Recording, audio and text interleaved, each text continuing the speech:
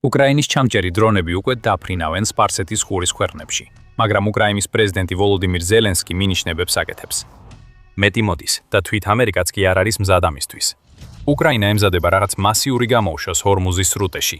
ბლოკადა? რა ბლოკადა? ირანი ვერ შეაჩერებს იმას, რაც მოდის, რადგან უკრაინა აძლიერებს ძალისხმევას ზუსტად იმ რაღაცის მისაწოდებლად, რაც ირანის რეჟიმს არასდროს სურდა დაენახა, მისთვის სასიცოცხლოდ მნიშვნელოვან საზღვაო გზაზე. ჰორმუზის სრუტის უსაფრთხოების სამიწე გამოსვლისას ზელენსკიმ თქვა ის სიტყვები, რომელიც ყველა სპარსეთის ყურის ქვეყანას სურდა გაეგონა. ასევე თუ ჩვენ გვექნება ჩვენი დრონების შეთანხმება ახლო აღმოსავლეთის ქვეყნებთან, ჩვენი საზღვაო დრონებიც შედის ამ შეთანხმებაში. ამიტომ ყველაფერი შეიძლება მოხდეს. ჩვენ შეგვიძლია ჩავერთოთ თავდაცვაში, შეგვიძლია კონვოებს დავეხმაროთ, უთხრა ზელენსკიმ შეკრებილ დელეგატებს. ერთი მოძრაობით ზელენსკიმ დაადასტურა, რომ უკრაინა ქვეყანად იქცა, რომელიც ადრე სხვებზე იყო დამოკიდებული რუსეთის აგრესიის წინააღმდეგ ბრძოლაში. ახლა კი ძლიერი სამხედრო სახელმწიფოა, რომელსაც შეუძლია სხვებს დაეხმაროს საჭიროების დროს.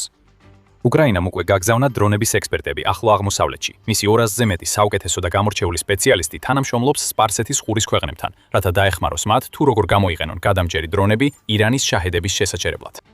ეს ექსპერტები პირდაპირ ანადგურებენ ირანის შაჰედებსაც კი, ყოველ შემთხვევაში, თუ ზელენსკის დაუჯერებთ. ასე რომ, რასაც აქ ხედავთ, ეს არის ახალი ეტაპი. გადამჭერი დრონები უკვე დაფრინავენ. ეხლა საზღვაო დრონები მოდიან და როგორც მალე გაიგეთ, ისინი ბევრად მეტის გაკეთებას შეძლებენ, ვიდრე მხოლოდ იმ ხომალდების განადგურებას, რომლებსაც ირანი ჰორმუზის სრუტეში აგზავნის. ზელენსკის დიდი მინიშნება გაკეთდა ონლაინ უსაფრთხოების სამიტის დროს, რომელიც ჩატარდა იმ სამიტის წინ, რომელსაც დიდი ბრიტანეთი ლონდონში უმასპინძლებს. ამ სამიტში 25 ქვეყანა მიიღებს მონაწილეობას და განიხილავენ, თუ როგორ აპირებს კოლექტიური დასავლეთი თითქოს აშშ-ს გარეშე ჰორმუზის სრუტის დაცვას Operation Epic Fury-ის შემდეგ.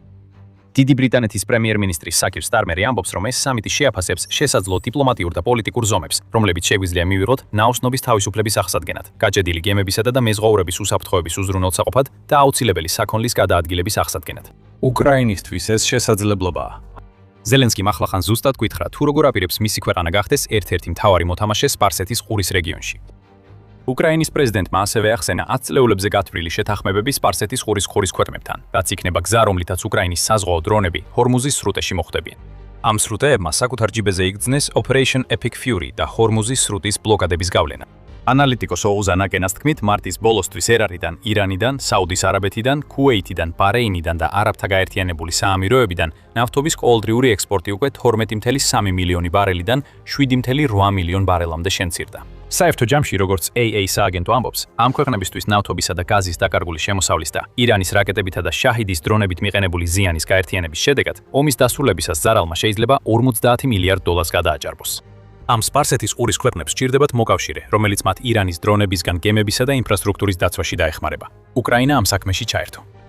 აპრილის 19-ში სულ რამდენიმე დღით ადრე, სანამ ვოლოდიმირ ზელენსკი ყველაზე მკაფიო მინიშნებას გააკეთებდა, რომ საზღვაო დრონები სპარსეთის ყურეში იგზავნება, უკრაინამ ოფიციალურად გააფორმა 10 წლიანი თავდაცვის შეთანხმებები ყატართან, საუდის არაბეთთან და არაბთა გაერთიანებულ საამიროებთან. ეს შეთანხმებები გარკვეული დროის განმავლობაში მზადდებოდა. ახლა კი ყველაფერი ოფიციალურად გაფორმდა და ზელენსკი მიუთითებს, რომ ეს შეიძლება გახდეს დასაწყისი რაღაც ბევრად უფრო დიდი საქმისთვის. ჩვენ უკვე შევთანხმდით 10 წლიან კონტრაქტებზე სამ თავა ქვეყანასთან, საუდის არაბეთთან, საამიროებთან და ყატართან. უკვე გვაქვს მოთხოვნები 11 ქვეყნიდან, ახლო აღმოსავლეთიდან და სპარსეთის ყურიდან და თანდათან უყურებთ კავკასიისკენაც, განაცხადა ზელენსკიმ ამ შეთანხმებების გამოცხადებისას. ეს შეთანხმებები ისეთივე მნიშვნელოვანია უკრაინისთვის, როგორც სპარსეთის ყურის ქვეყნებისთვის. როგორც პოლიტიკო აღნიშნავს, უკრაინამ ამ შეთანხმებების საშუალებით ნავთობის მიწოდების ხაზი უზრუნველყო მას შემდეგ, რაც ზამთარში რუსეთი მუდმივად უტერდა უკრაინის ენერგოსისტემებსა და ინფრასტრუქტურას. ზელენსკის თქმით, ნედლი ნავთობი მიეწოდება ევროპულ ნავთობგადამამუშავებელ ქარხნებს, სადაც ის საწვავად გარდაიქმნება და შემდეგ უკრაინაში გაიგზავნება. ზოგ შემთხვევაში სპარსეთის ყურის ქვეყნები დიზელს პირდაპირ მიაწვდიან უკრაინას. უკრაინას ასევე მიეწოდება ფინანსური დახმარება და ჩამჭრელი რაკეტები, რაც აჩვენებს, რომ ეს შეთანხმებები მხოლოდ უკრაინული დრონების სპარსეთის ყურეში გაგზავნას არ გულისხმობს. უკრაინას თანაბარ პარტნიორად აღიქვამენ, რაც ნიშნავს, რომ ის ისეთივე სარგებელს ირავს, როგორცაც თავად აძლევს სხვებს. ასევე ვერ უგულებელყოფთ იმას, თუ რას ნიშნავს ზელენსკის მიერ გავრცელებული ეს ბოლო ინფორმაცია უკრაინის პოზიციისთვის დასავლელ პარტნიორებთან. უკრაინის პრეზიდენტმა გონივრულად აცნობა იმ ადამიანებს, რომლებმაც 4 წელი გაატარეს უკრაინის დახმარებაში რუსეთის აგრესიასთან ბრძოლაში, რომ უკრაინა მზადაა თავადაც დაეხმაროს. დიდი ბრიტანეთის სულ მცირე ჩანს, რომ დაინტერესებულია უკრაინის საზღვაო დრონების ჰორმუზის სრუტეში შესვლით. სტარმერმა ჰორმუზის სრუტის ხელახლა გახსნა გლობალურ პასუხისმგებლობად დაასახელა ვირტუალურ კონფერენციამდე, სადაც ზელენსკიმ თავისი მინიშნება გააკეთა. ჩვენ უნდა დავარწმუნოთ კომერციული გადაზიდვები და მხარი დაუჭიროთ განაღმვის ოპერაციებს, რათა დააბრუნოთ გლობალური სტაბილურობა და უსაფრთხოება, განაცხადა სტარმერმა. კომერციული გადაზიდვების დამშვიდების ნაწილი იქნება იმის უზრუნველყოფა, რომ არამილიტარულ ხომალდებს ჰქონდეთ დაცვა ირანული შაჰიდისა და სწრაფი ნავების მომავალი თავდასხმებისგან. უკრაინის საზღვაო დრონები იდეალურია ამ ამოცანისთვის. დიდი ბრიტანეთი აღიარებს ამ ფაქტს და უკვე განაცხადა, რომ უკრაინას შეუძლია მნიშვნელოვანი როლი შეასრულოს ჰორმუზის სრუტის ხელახლა გახსნაში. ეს მნიშვნელოვანი როლი არ შემოიფარგლება მხოლოდ საზღვაო დრონებისა და ჩამჭრელების მიწოდებით. უკრაინას აქვს ბლოკადებთან ბრძოლის გამოცდილება, განსაკუთრებით იმასთან, რომელიც რუსეთმა სცადა დაეწესებინა უკრაინის საკვანძო სურსათის უსაფრთხოების დერეფნებში შავ ზღვაში. მართალია, უკრაინა ებრძოდა რუსულ სამხედრო გემებს, რომლებიც შავი ზღვის ფლოტის შემადგენლობაში მოქმედებდნენ და არა დრონებსა და სწრაფ ნავებს, რომელსაც ირანი იყენებს ჰორმუზის სრუტეში. მაგრამ ბევრი იარაღი, რომელიც მან ბლოკადის მის მოსახსნელად გამოიყენა, მათ შორის საზღვაო დრონები, რომლებიც ახლა როგორც ჩანს, სპარსეთის ყურეში მიემართებიან, ამ ოპერაციაში გადამწყვეტი იყო. უკრაინას აქვს გეგმა და რაც მთავარია, საბრძოლო გამოცდილება, რომელიც აჩვენებს, რომ მისი დრონები ყურეში იმუშავებს. უკრაინის დრონები მზად არიან მოქმედებისთვის, მაგრამ არსებობს ერთი მოულოდნელი ბარიერი, რომელიც ქვეყანამ შეიძლება უნდა გადალახოს. ჩვენ ადრე ვახსენეთ, რომ აშშ ოფიციალურად არ მონაწილეობდა იმ კონფერენციაში, სადაც ზელენსკიმ თავისი განცხადება გააკეთა. ამისთვის შეიძლება უამრავი მიზეზი არსებდეს მაგდეს, მაგრამ ერთ-ერთი შეიძლება იყოს ის, რომ აშშ-ს სჯერა, რომ ჰორმუზის სრუტისთვის საკუთარი გადაწყვეტა აქვს. ამერიკამ ირანის ბლოკადასა და რეჟიმის უარს მოელაპარაკოს აშშ-ისთვის მისარებ შეთანხმებაზე საკუთარი ბლოკადით უპასუხა. ამ მიზეზით ზელენსკის მიერ გაკეთებული მინიშნებები ისეთივე შოკი იქნება აშშ-ისთვის, როგორც ირანის რეჟიმისთვის, რომელიც ჰორმუზში დომინირებას თავისი ასიმეტრიული ტაქტიკებით ცდილობს. ამ ვიდეოს შექმნის დროს აშშ-ს ბლოკადა კვლავ ძალაში იყო. 20 აპრილს აშშ-ს პრეზიდენტმა დონალდ ტრამპმა განაცხადა, რომ აშშ-ს არ აქვს ბლოკადის მოხსნის განზრახვა, სანამ ირანთან შეთანხმება არ იქნება მიღწეული.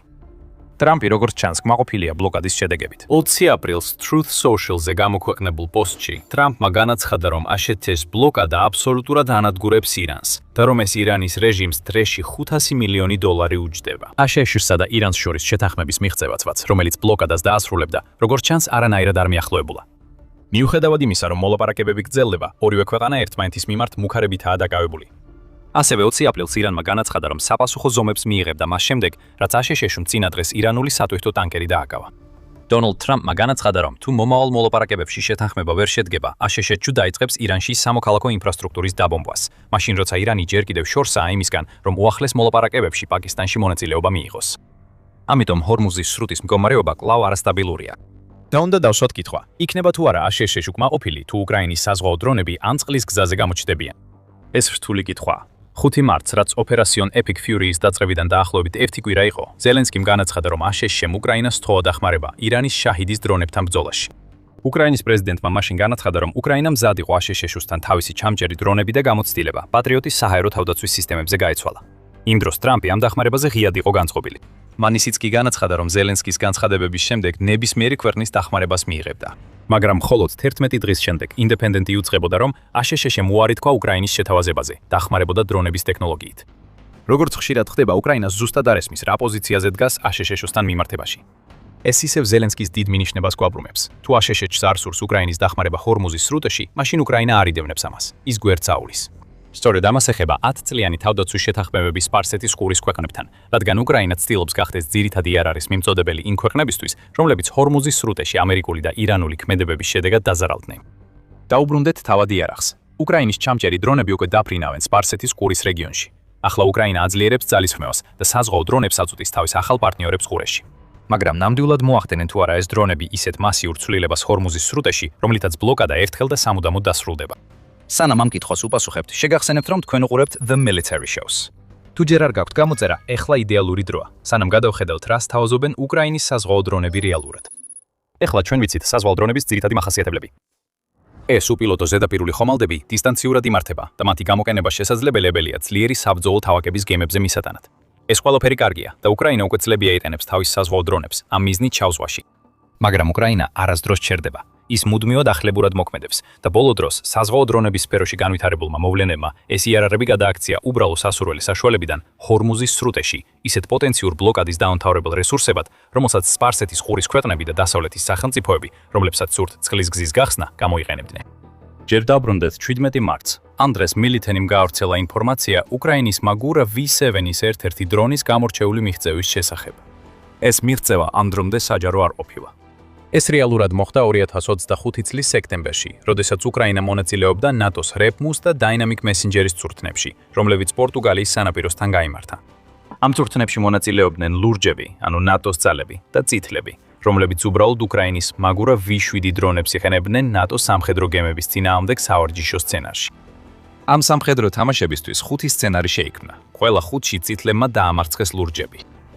ამისთვის წითლებმა გამოიყენეს მაგურა V7 საზღვაო დრონის სხვადასხვა ვერსია, რომლებიც თითოეულ წვრთნაში კონკრეტული მიზნებისთვის იყო ადაპტირებული. ერთ შემთხვევაში მაგურა აღჭურვილი იყო სადაზვერო აპარატურით, რათა წითლებს პორტუგალიის სანაპიროსთან მოძრაობის მართვაში დახმარებოდა. სხვა შემთხვევაში უკრაინის დრონი აღჭურვილი იყო ტყვიან ფრქვევით, რომლითაც მას წყლის ზედაპირზე არსებული საფრთხეების განადგურება შეეძლო. მაგრამ მაგურას ყველაზე დიდი მიღწევა ჯერჯერობით იყო მინიმუმ 1 ნატოს ფრეგატის სიმულაციური ჩაძირვა. საომარი თამაშების წესების მიხედვით გამარჯვებად ითვლებოდა თუ უკრაინის დრონი მოახერხებდა სამიზნეზე, მაგალითად გემის რადარის სისტემაზე დამიზნებას ისე, რომ ლურჯებს არ აღმოეჩინათ იგი. მაგურამ ეს არაერთხელ შეძლო. ეს არის ის ტიპის საზღვაო დრონი, რომელიც მიდის ყურეში და ირანს ნამდვილად აქვს ანერვიულო.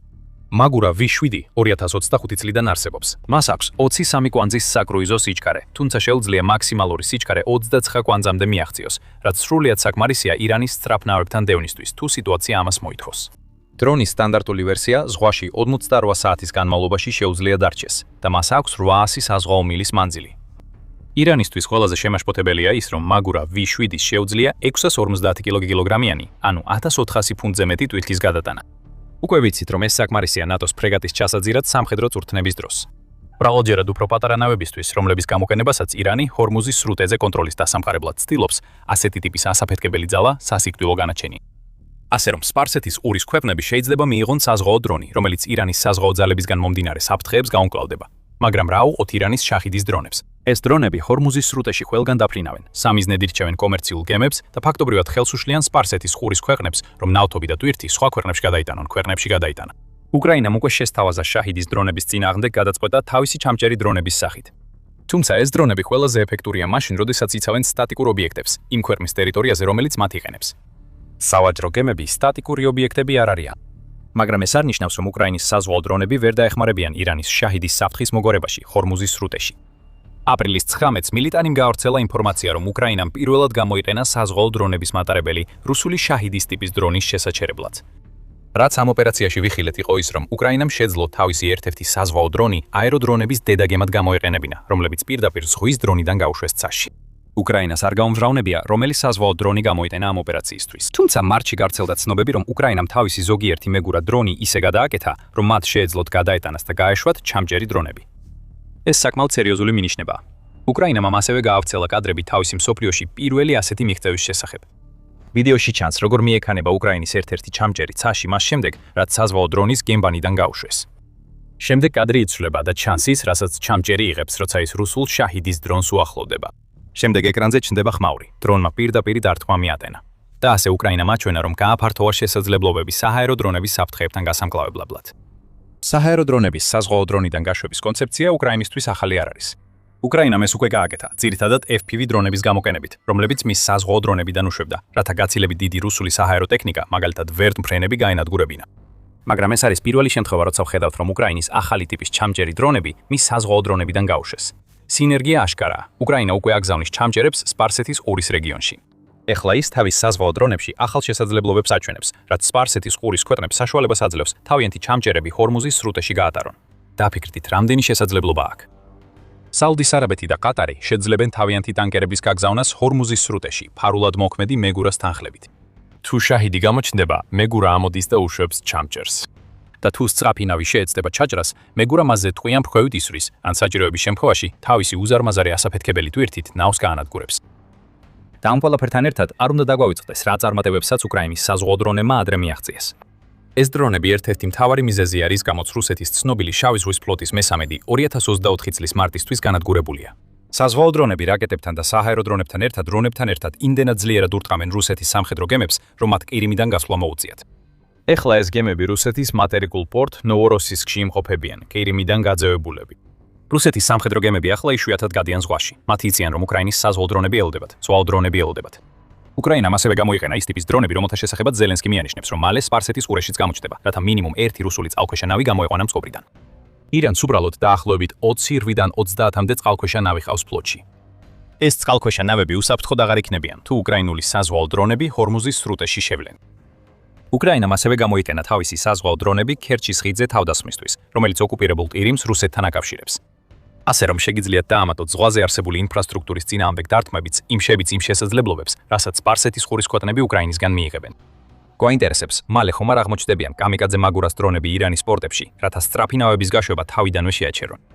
სწორედ ასეთი მრავალმხრივობა ხდის უკრაინის საზღვაო დრონებს ასეთ მნიშვნელოვან რესურსად ჰორმუზის სრუტეში.